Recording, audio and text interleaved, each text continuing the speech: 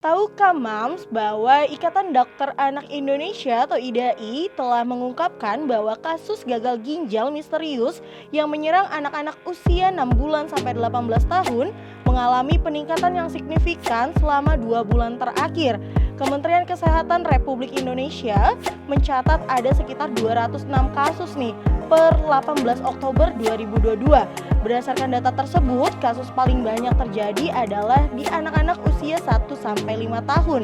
Dalam hal ini tentunya para moms harus memperhatikan betul gitu ya kesehatan dari sang buah hati dan juga perlu memahami gitu penanganan utama ketika anak mengalami gagal ginjal akut misterius ini. Nah, selengkapnya dalam video ini ya Mams. Sebelum nonton videonya jangan lupa like, komen, subscribe dan juga nyalakan lonceng notifikasinya supaya tidak ketinggalan video terbaru dari Nakita Channel.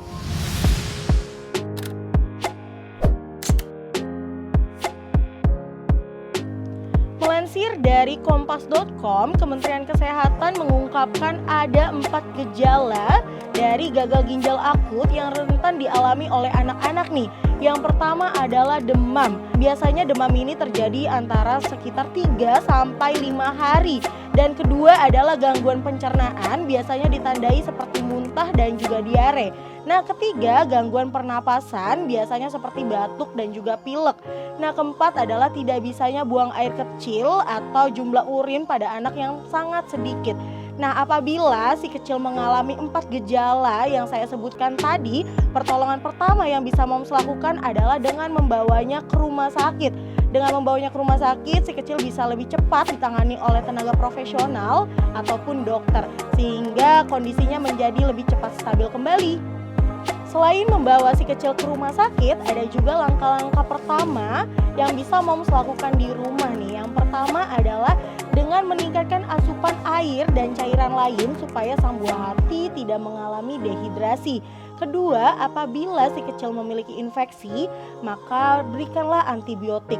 Nah, ketiga, moms juga disarankan untuk berhenti memberikan si kecil obat tertentu setidaknya sampai gejalanya dapat teratasi.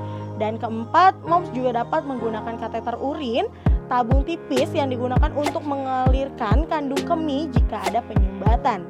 Namun apabila si kecil mengalami tanda-tanda bahaya gitu ya, seperti warna urin yang kecoklatan, tidak buang air kecil sekitar 6-8 jam, dan juga diare parah, kejang, sesak nafas, bahkan hingga kesadarannya menurun, maka sebaiknya moms harus perlu membawanya ke rumah sakit supaya bisa ditangani dokter secara langsung. Nah, itu dia beberapa langkah pertolongan pertama yang bisa moms lakukan di rumah ketika si kecil mengalami gejala dari gagal ginjal akut misterius yang rentan dialami anak-anak. Simak terus informasi lainnya seputar kesehatan, kehamilan, parenting di channel Nakita. Sampai jumpa di video selanjutnya. Terima kasih Mams.